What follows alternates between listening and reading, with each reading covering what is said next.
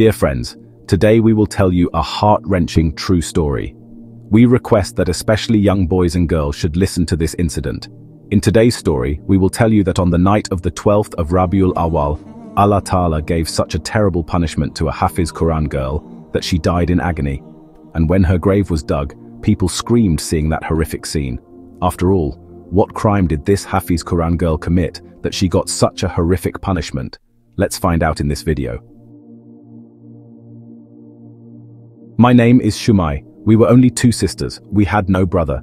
I was married to my aunt Jad Habib and I left for Pakistan. Sidra was my younger sister.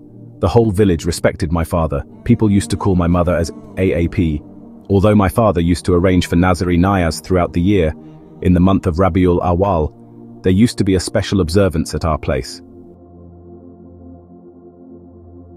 My husband knew that in Rabiul Awwal, a gathering was organized at my parents' house, so that noble man would drop me at my parents' house for the entire month. It had been 3 years since my marriage, and this time also, like the first Rabiul Awwal, Habib was coming to drop me at my parents' house. Yay, mashallah.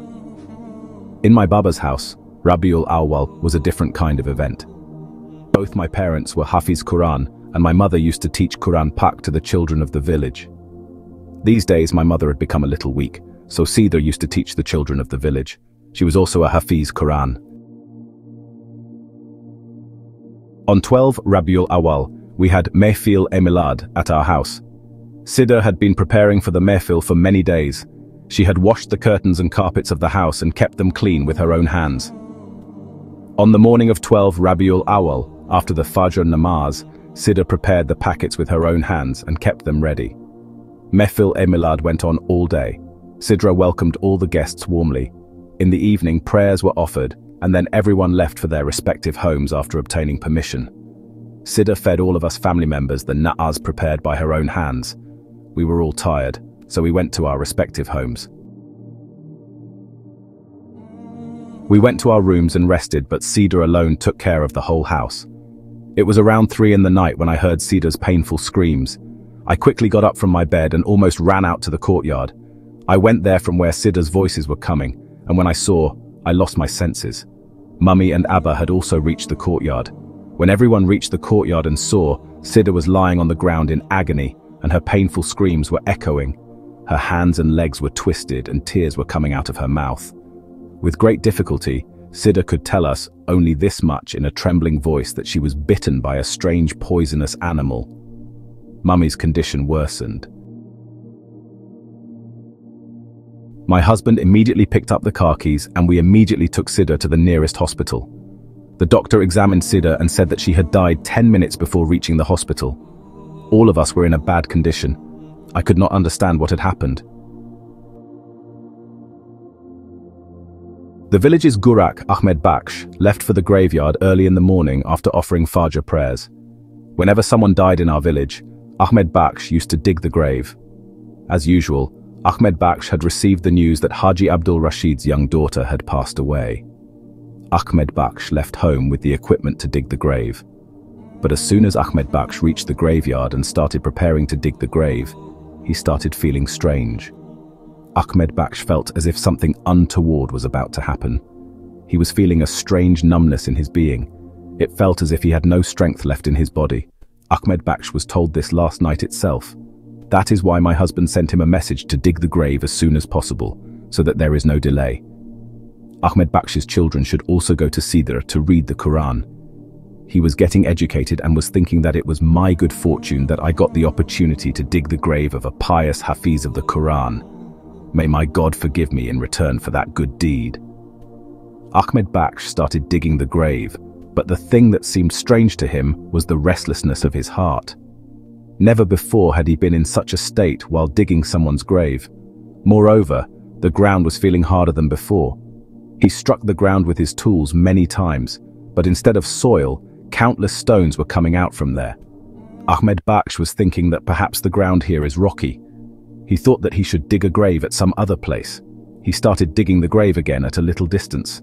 Then such a scene came in front of him that his upper breath remained above and his lower breath remained below. Ahmed Baksh went to one side, sat down and started wiping the sweat coming from his face. He started thinking, "Oh Allah, what is the matter?" I am not able to understand anything. I have dug hundreds of graves in this graveyard before today, but to date, I have never seen such a scene. He was sitting in this state of trouble when he saw the funeral procession of my Hafiz Quran sister entering the graveyard. Perhaps this was the first moment in the history of the village in which more children than men were participating. All the eyes of the children were fixed. She had become red with crying. They were praying with sobs. "O Allah, make Sidr Api's destination easy." Kalma-i Tayyiba was being recited on all their lips. When my sister died, the children of the whole village were present at the funeral. It seemed as if their real mother had been separated from them. My husband was surprised to see the children. Someone told him that Sidr was a Hafiz Quran, and she taught the Quran to all those children. She was very kind to every child, and loved all her disciples immensely. That is why the children were so sad about her sudden death. My sister's body had entered the graveyard for burial, but Gorak was surprised and worried and was watching such a big funeral coming. Slogans of Kalma-i Shahadat were echoing. It was clear on seeing the funeral that this girl was very noble and kind. On the other hand, it was becoming clear that this girl was very noble and kind. Ahmed Baksh was worried about seeing the grave, and the recitation of Astaghfirullah was going on his lips. When my sister Sidr was being lowered into the grave, suddenly the soil started shaking. It felt as if something was present in the soil. When the people present there saw this scene, the ground slipped from under their feet. Before Sidr could be buried in the grave, suddenly a very strange and terrifying animal was found in the soil of the grave, and it started biting the dead body immediately. The very next moment, the people present there pulled the dead body away from the grave. The animal called a scorpion started moving around in the grave, and countless scorpions started appearing. Seeing that scene, the people standing there started screaming. This news had spread in the entire village by now. People started talking about different things. Many people were saying different things. Look, a scorpion came out of the grave. But she was a Hafiz of the Quran. How could a scorpion come out of her grave? This girl used to teach the Holy Quran to many children and used to give religious teachings. She has committed some sin. That such a horrible animal was found in his grave. People started talking about all sorts of things. People who were present at the funeral stood away from the grave. No one was ready to go near the grave, and neither was anyone daring to lift the dead body and bury it in the grave. My father said to Ahmed Baksh that you should prepare a new grave. Ahmed Baksh started digging the second grave, but the same horrible scene was seen in the second grave as well. In fact, in the second grave, countless snakes and scorpions were crawling, as if they were already waiting for the dead body.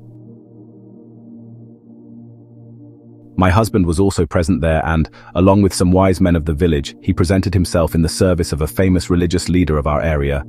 He was a very pious and wise elder of Allah.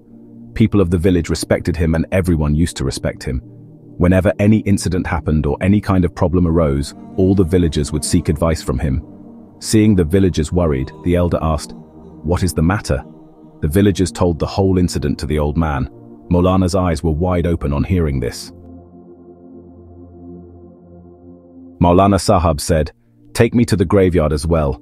I want to see the whole scene with my own eyes." As soon as Maulana Sahab reached the graveyard, a huge crowd of people gathered there. When people saw Maulana, they quickly started clearing the way. Maulana Sahab himself arrived in the graveyard with a bang.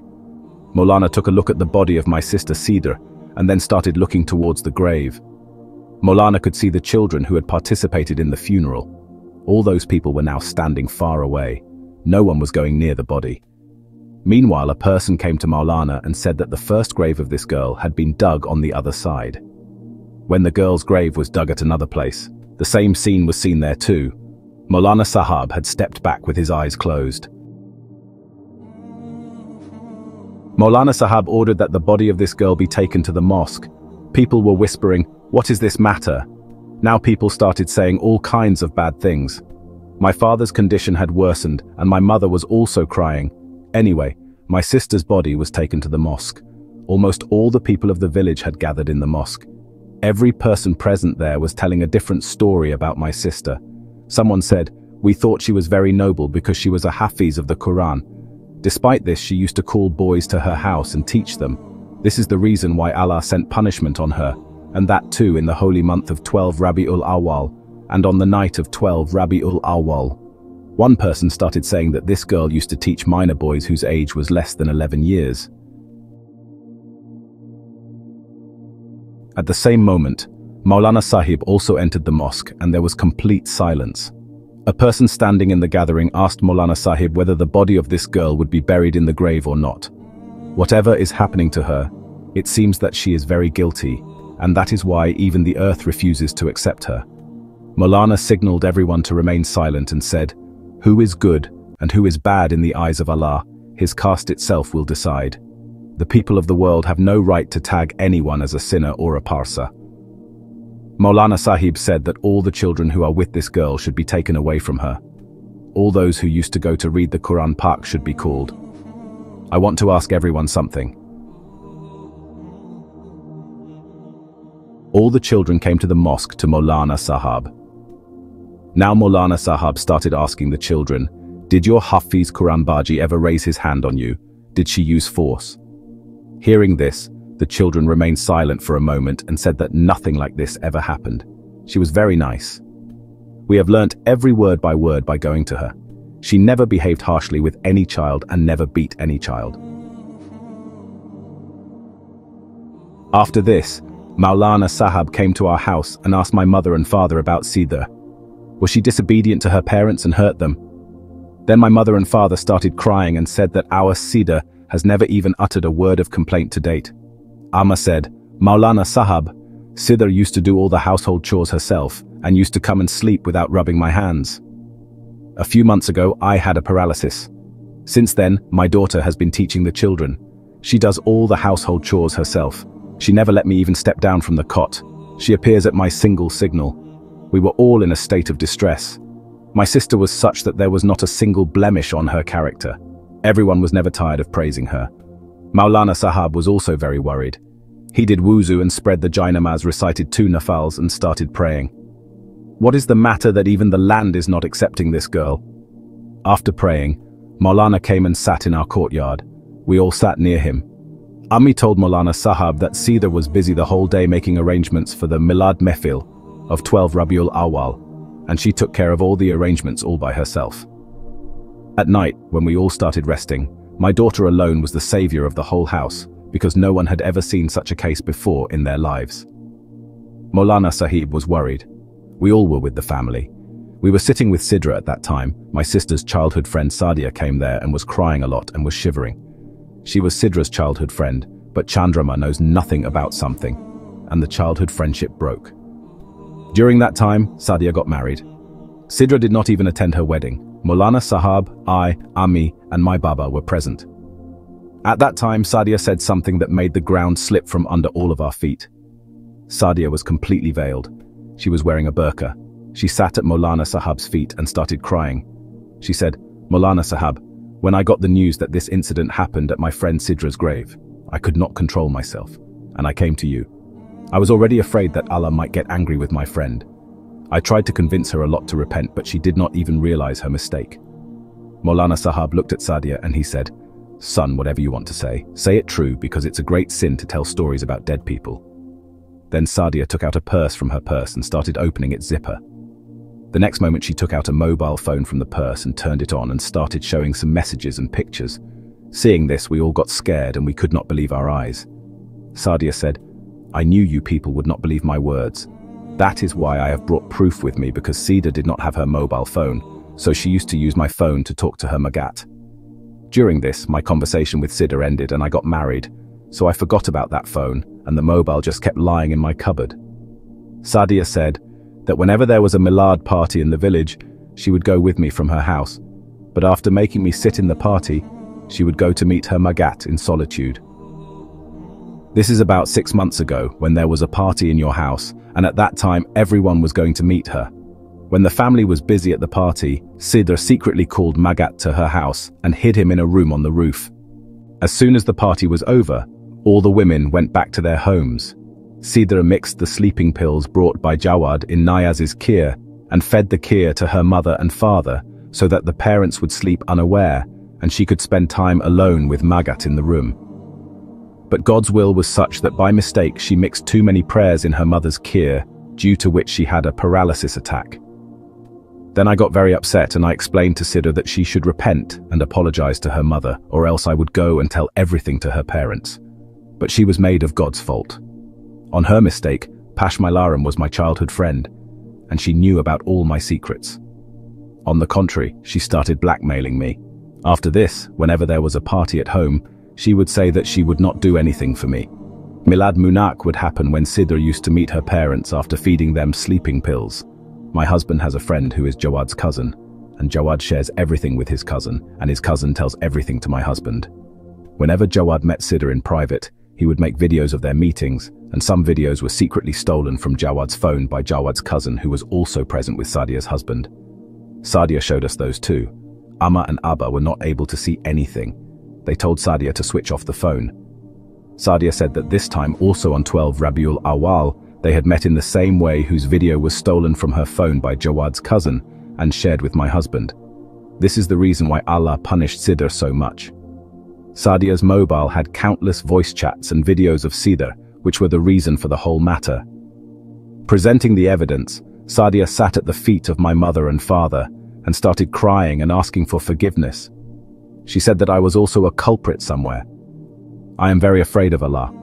I wish I had told you all these things to you people earlier, then maybe the matter would not have escalated to this extent. And I apologize to all of you so that my Allah also forgives me. We all have become very upset by crying. We had never thought even in our dreams that Sidr was doing such things by throwing dust in our eyes. I regret this thing. Jawad was her lover, and after a few months they were going to get married. Then why was he doing all this under the influence of the devil? Maulana Sahab had already quietly got up from there and went straight to the mosque. And by that time, it was quite late in the night. It was a night.